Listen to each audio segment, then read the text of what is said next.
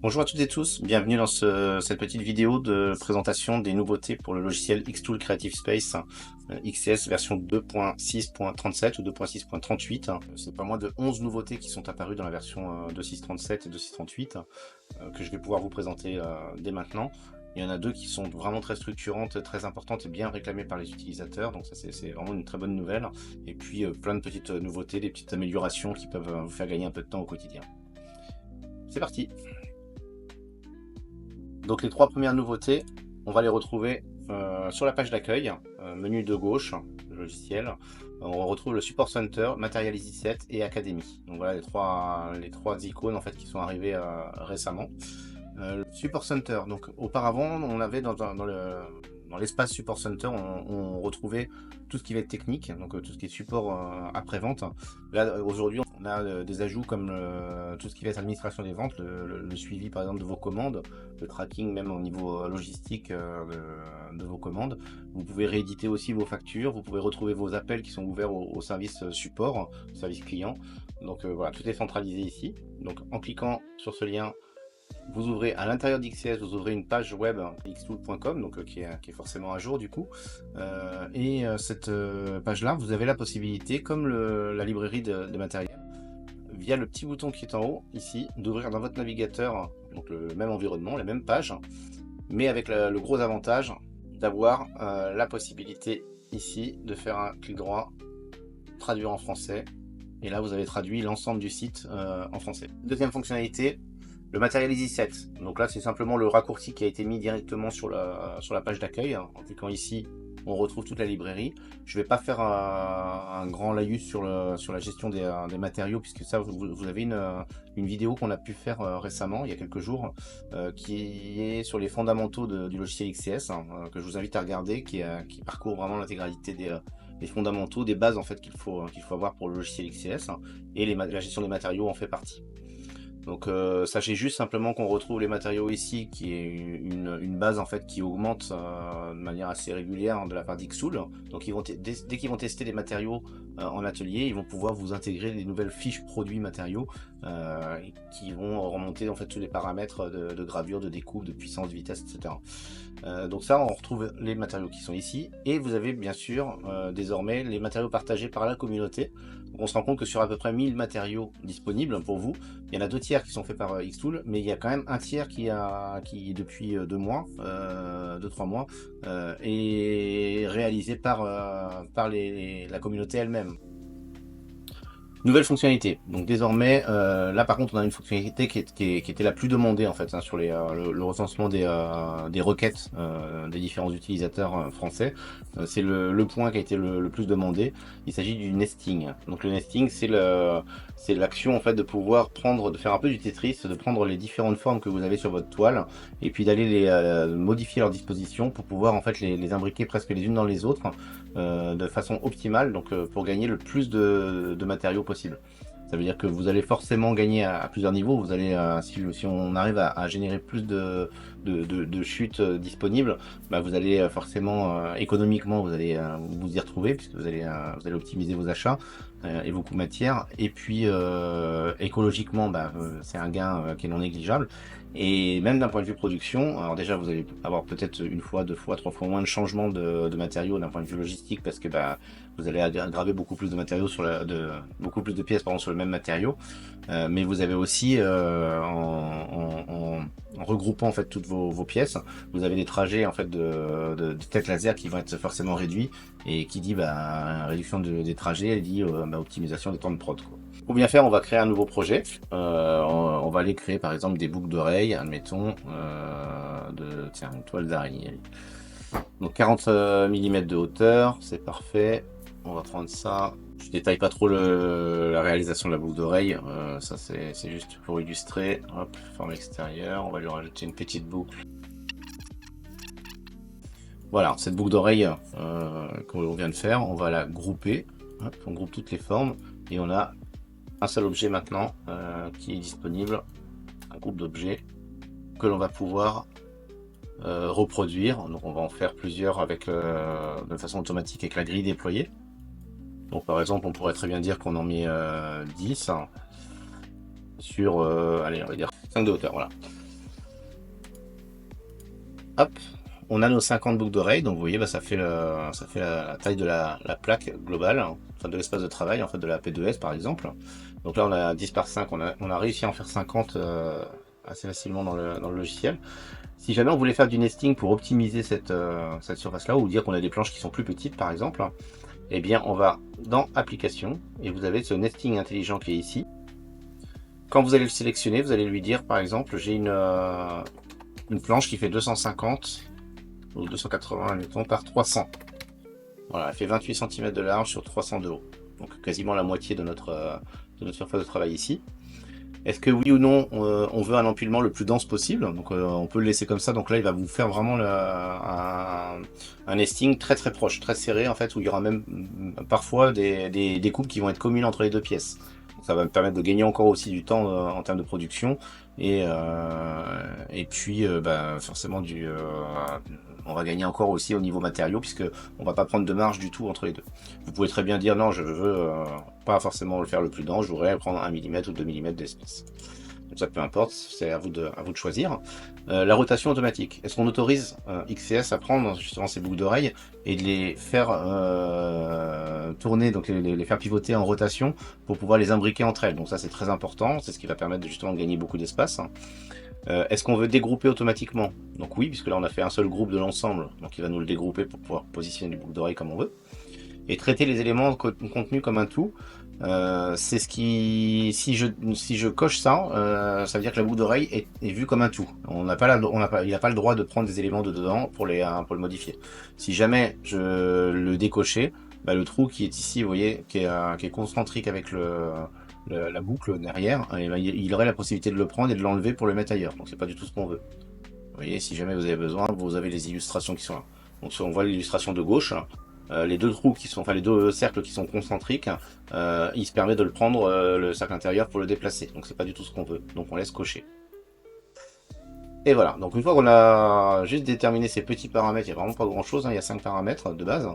Et ben XCS prend l'intégralité des boucles d'oreilles et il va les caler sur 28 cm de large sur 30 cm de haut.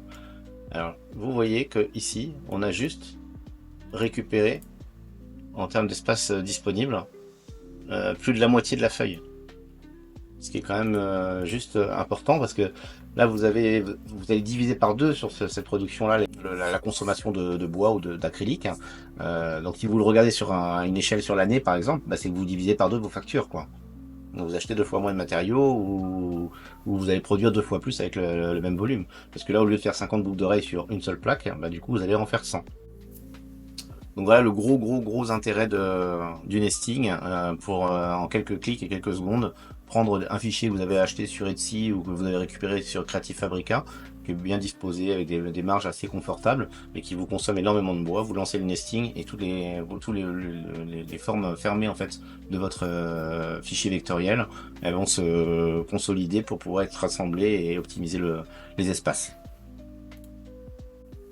Prochaine fonctionnalité qui est aussi une fonctionnalité très intéressante qui s'appelle le MLVM, donc le Multi-Layer Vector Map, ce qui permet en fait en français de créer en fait des cartes géographiques sous forme de multicouches où on va pouvoir empiler. Donc admettons qu'on soit en bord de mer, on va avoir l'océan, la terre, les rues, les routes, etc. qui vont s'empiler. Vous allez pouvoir utiliser plusieurs couches, plusieurs couleurs, plusieurs matériaux, plusieurs matières pour pouvoir créer ces maps là. On va retrouver ce concepteur de map ici, dans Applications, concepteur de carte, qu'on va retrouver là. Donc il faut savoir que le concepteur de carte n'est pas un outil qui est gratuit, c'est pas un outil qui appartient en fait à Xtool. Xtool s'appuie sur un partenaire qui est Laser Map Maker, que l'on retrouve ici. Qui propose ces services et qui ont été intégrés dans le logiciel XCS. Donc vous avez la possibilité alors déjà de l'essayer à titre gratuit pendant 15 jours. Et puis ensuite, bah, si vous êtes intéressé de souscrire un abonnement, après vous avez un nombre de crédits en fait qui va être disponible sur l'année, qui va vous permettre de générer X couches. Parce que là ils vont parler en couches. Donc si vous faites que des maps de 3 couches, bah, voilà, vous aurez des 300 crédits, vous allez pouvoir faire 100 maps de 3 couches. Voilà le principe. Donc ça, je vous laisserai regarder sur la partie pricing et autres. Vous vous connectez ici sur le dashboard. Hop. Je suis connecté, donc on va faire par exemple, on va créer, là vous voyez j'ai 200, un crédit de 211 maps. Je vais faire un nouveau projet qu'on va appeler tuto. Est-ce qu'on veut partir sur un template, donc sur un modèle en fait qui est déjà préconfiguré ou un modèle vierge? Donc on peut prendre du préconfiguré, pourquoi pas. On va créer le projet. Voilà comment l'interface se présente. Donc rapidement, on va aller déjà à l'endroit qui nous intéresse au niveau géographique. Donc soit vous avez les coordonnées GPS, soit vous tapez un lieu. Admettons le Croisic, hop, Loire-Atlantique, parfait. Donc voilà, on retrouve le Croisic qui est ici. Vous sélectionnez la représentation que vous souhaitez dans ce cadre-là, par rapport à cette taille de fenêtre que vous allez pouvoir modifier. Une fois que vous avez sélectionné, je ne vais pas rentrer trop dans le détail non plus, mais ça reste relativement simple. Vous avez la possibilité après d'ajouter des couches supplémentaires en fonction de, voilà, est-ce que vous voulez les ponts, est-ce que vous voulez les routes, est-ce que vous voulez les rues, etc. Vous avez la possibilité de dire, je veux toutes les fonctionnalités. Donc là, il va vous faire 17 fonctions qui vont être activées, qui vont générer plus ou moins des couches en fonction de ce que vous avez demandé. Une fois que le rendu est cohérent et correspond à ce que vous voulez, vous allez pouvoir faire un export, enfin une prévisualisation de l'export. Et on va retrouver les différentes couches, notamment la première qui va être, donc admettons là ici, dans ce cadre-là, on va être sur un acrylique bleu, admettons pour l'océan. Et puis on va avoir une première découpe qui va être la terre dans du bois, qu'on va pouvoir positionner sur l'acrylique bleu, etc. Et graver ensuite. Donc là on retrouve ce que je vous disais, la première découpe du bois en fait qu'on va pouvoir positionner sur un carré d'acrylique bleu. Une fois qu'on a découpé ce bois là, on peut très bien lui dire tiens, on va le graver. Donc on va graver toutes les rues qui vont être ici et toutes les parcelles qui sont positionnées là. Et puis ensuite on va pouvoir créer une nouvelle couche supplémentaire qui vont être les différentes routes.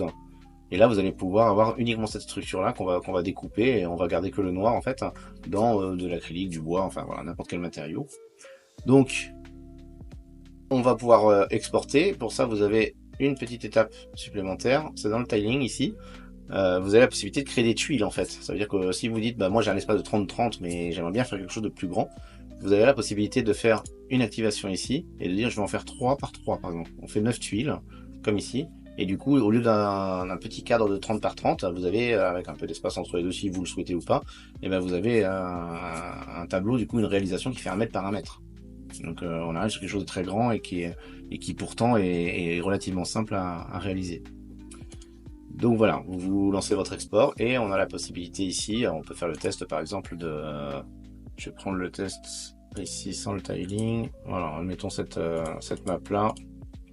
On va lui mettre une couche de bleu pour l'océan, une couche de blanc pour la route, une couche de bois pour la terre, et on va fermer. On a fait. C'est le bouton. Et voilà ce qu'il en ressort.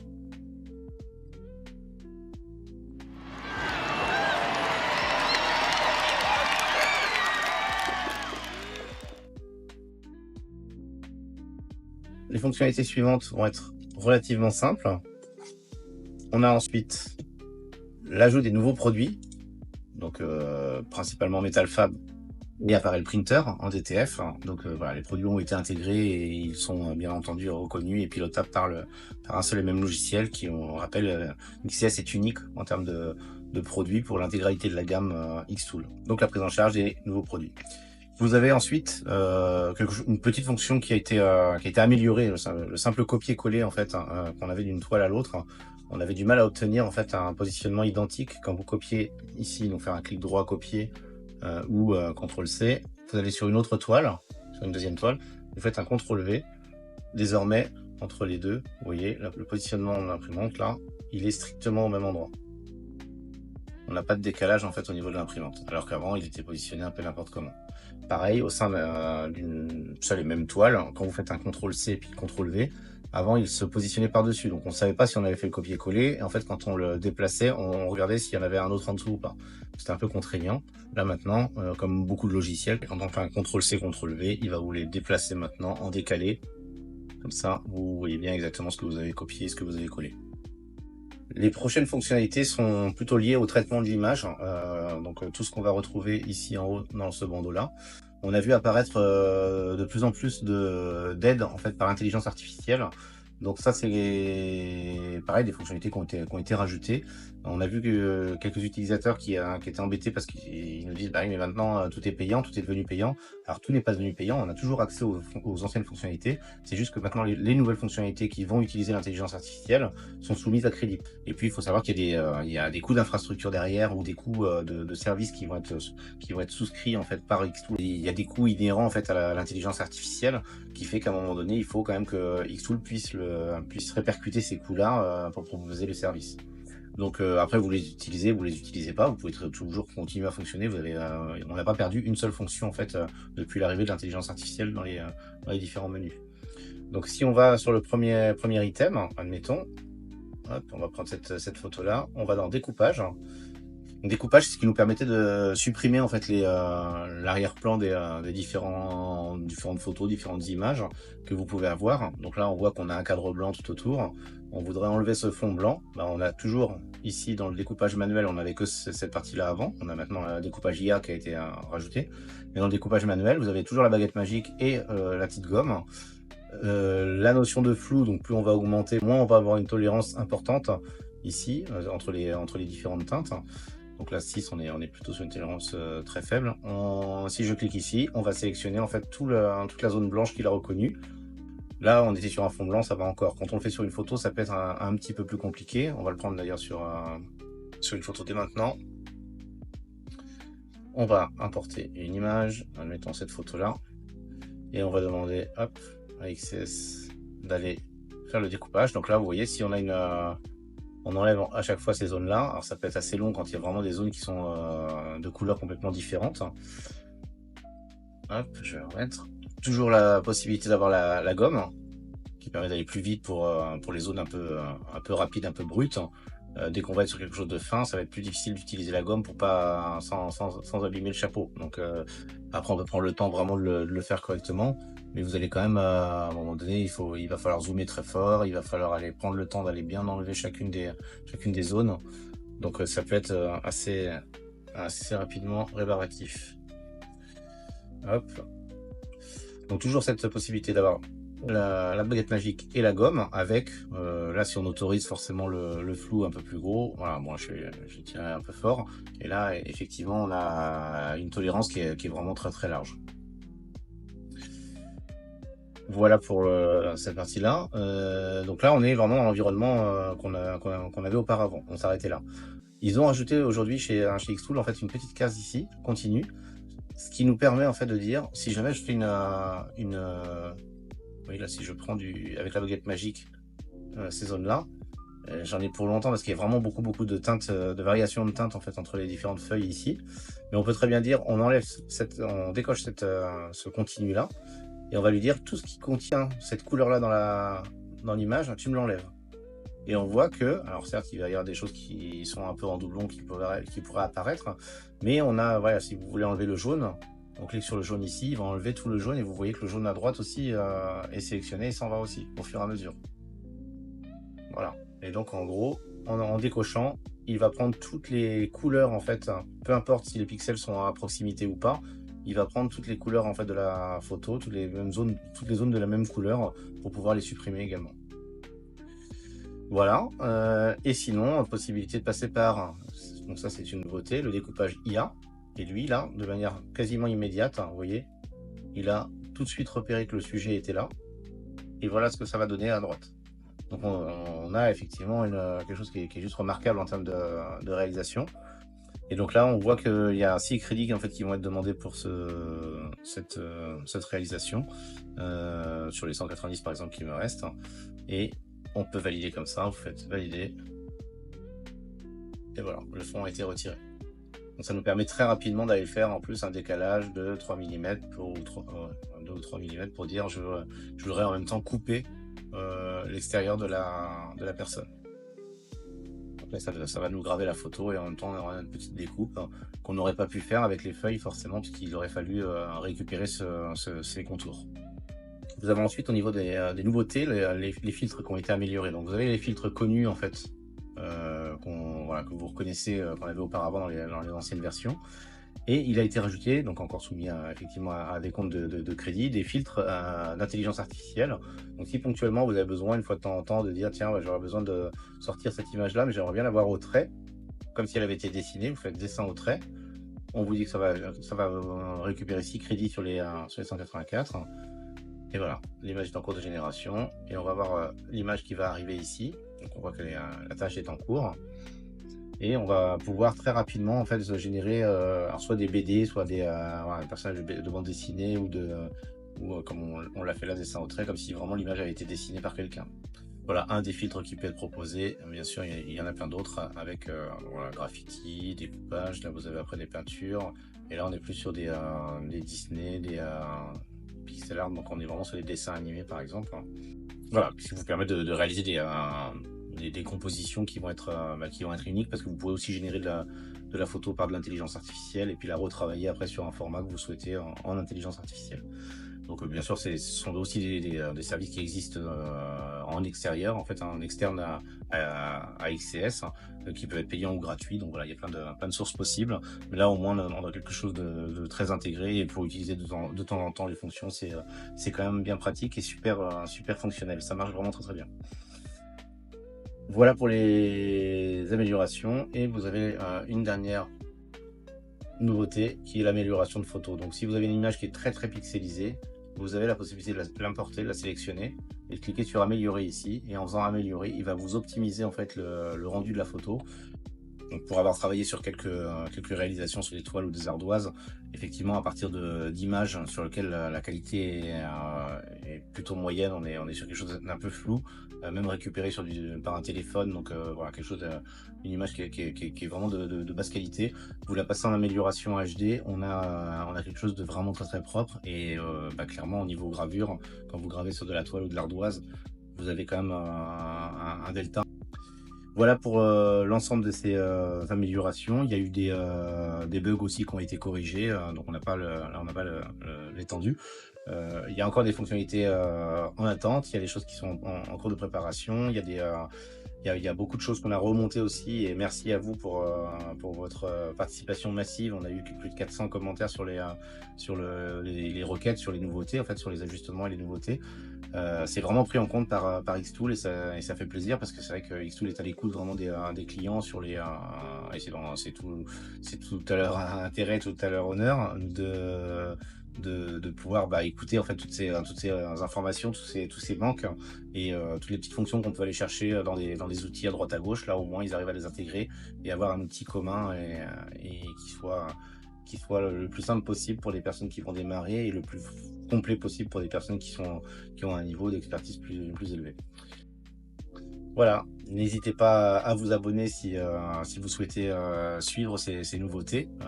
Donc que ce soit des tutos machines, des tutos sur le logiciel XCS, des tutos projets, il y aura beaucoup, ou même des lives. Il y aura beaucoup de choses qui vont être partagées sur la chaîne YouTube, qui est indiquée sur votre écran. Et voilà, le groupe Facebook, les liens boutique, les liens affiliés sur la boutique Xtool France et Xtool Europe, pour nos amis belges, suisses, et au Luxembourg. Donc écoutez, merci à vous, et à très bientôt. Au revoir.